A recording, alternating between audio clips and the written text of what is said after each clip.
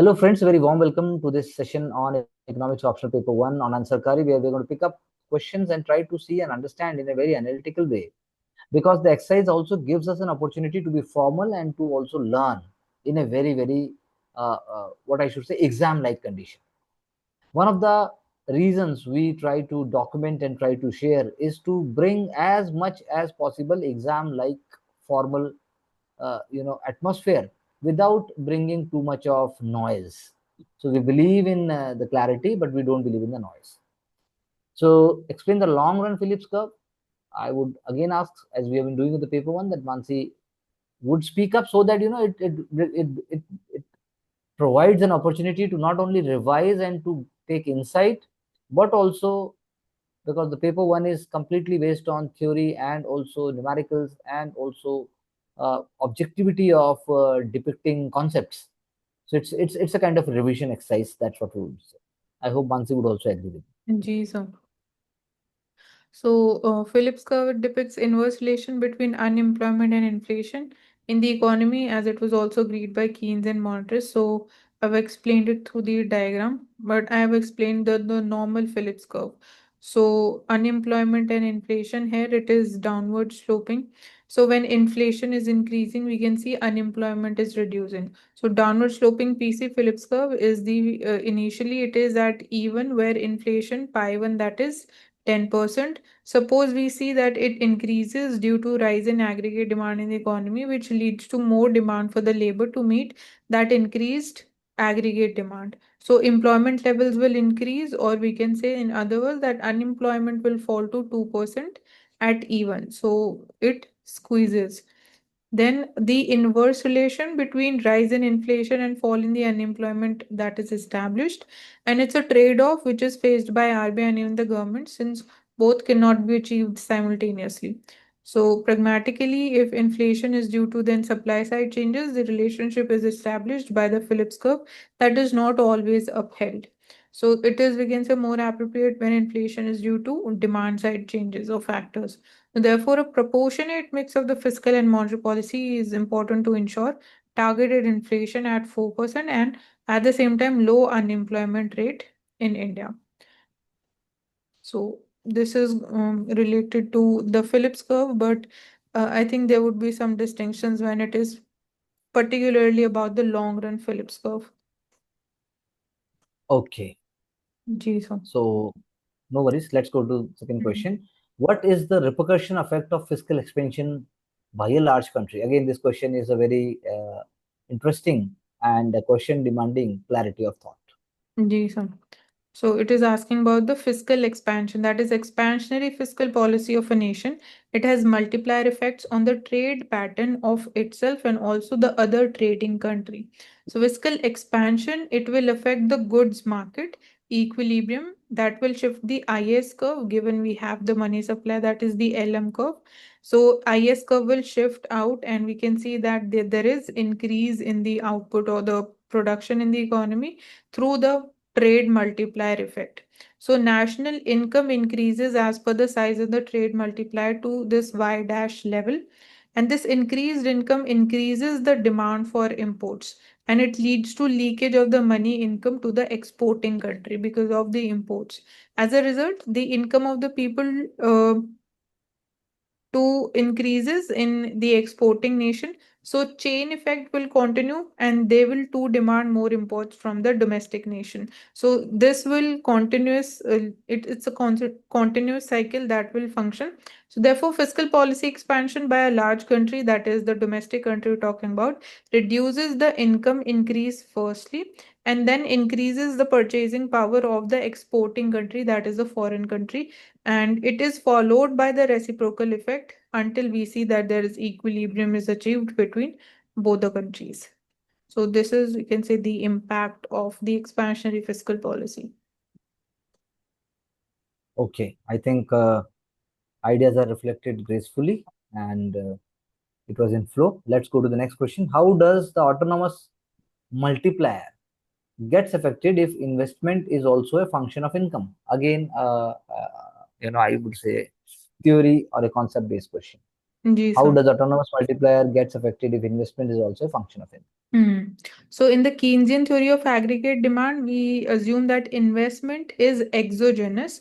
That is, it is not a function of income. But if we change this assumption and if it becomes the function of income, it turns endogenous in nature, and autonomous multiplier size will increase because of this change. And now, how that will change? Because it is asking us how.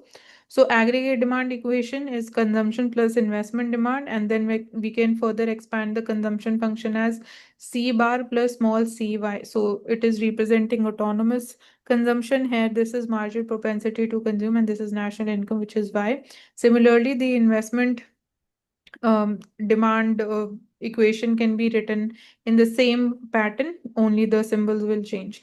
Now, when we combine these two equations, we can write this in this form, and we combine the marginal propensity to consume and invest along with this because it is having same variable, which is national output. So in the end, we will get this as the final autonomous investment multiplier, which is greater than the general. If the investment is considered to be exogenous, this is the multiplier. So that after the change, the multiplier has increased. An aggregate demand curve, as a result, it will become more inelastic, that is steeper, due to changes in the income.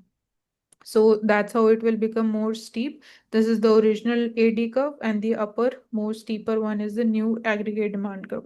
So therefore, the income changes, or it will increase by a larger proportion with increase in investment expenditure in the economy, because the size of autonomous investment multiplier has also increased with this change.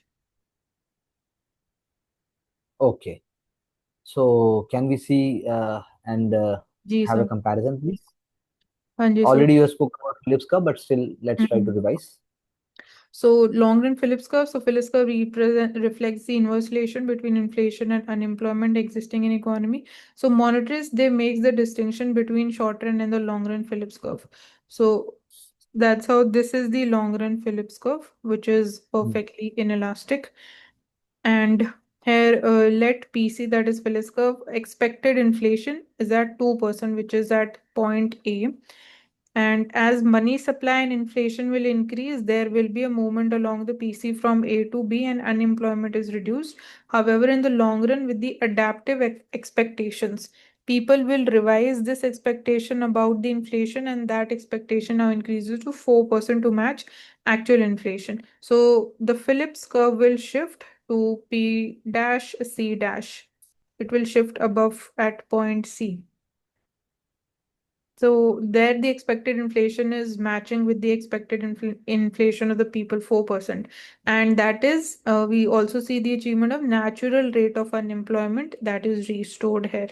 So if next period again inflation increased from 4 to 6%, so this same chain reaction is followed. And in the long run, the adaptive expectations, they're revised, and P dash C dash, it shifts further upwards to 6% inflation, and unemployment is restored at the natural rate. So here we see that under monetarists, the adaptive expectation causes long run Phillips curve to be vertical. Unemployment rate is fixed at the natural rate, and there is no trade-off between inflation and unemployment. So this is the change. So it is And uh, completely different from the Phillips curve understanding. so I think when we are going to revise and put this concept, you can also completely replicate this. Ji sir. Please move on. And then repercussion effect of fiscal expansion by a large country. So in an open economy with a large country, fiscal policy which is expansionary will have a spillover effect on income of the trading partner. So this is the aggregate demand equation, CI plus G plus X minus imports, where M is marginal propensity to consume. And expansionary fiscal policy, so ISLM curve, IS curve will shift up, domestic income will increase. Now, some of this income, it will leak in the form of imports, and the size of the multiplier will reduce. An increase in income due to increase in the fiscal policy is dampened effect on the foreign nation. So the trading nation income will rise, exports rise to the domestic nation, and further repercussion will be rise in income of the trading nation will increase the import demand. So thus the export of the domestic nation will also Nation. increase. Hmm. So therefore, income of domestic nation, it will rise due to such repercussions later on. So first order impact of expansionary fiscal policies in the open economy will be dampened by the rise in the imports first in the domestic nation, but repercussion, it will enhance the exports as well and makes the income rise later on. So next effect will depend upon, net effect will depend upon what is the relative size of both these effects which is working. So in our answer and this answer, how do you compare? Sir, I've also explained the same thing only. So इसमें मेरे को इतना कोई ज़्यादा distinction नहीं लगा accept this formula जो उन्होंने लिखा है साइज ऑफ द मल्टीप्लायर, क्योंकि ये मैं रिकॉल नहीं कर पा रही थी exact formula. Oh, guys, we are still on the way.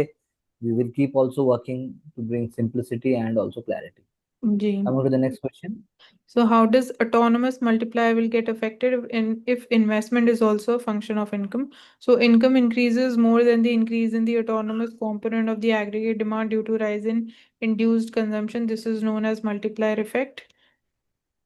ठीक है, उन्होंने पहले मल्टीप्लायर इफेक्ट बता दिया पर मैंने फंडामेंटल एस्पेक्ट बता दिया कि कीन्स उसको एक्सोजेनस कंसिडर करता है इन्वेस्टमेंट को। अब क्वेश्चन उसको ट्विस्ट कर रहा है कि अगर हम उसको एंडोजेनस लेंगे तो कैसे चेंज होगा।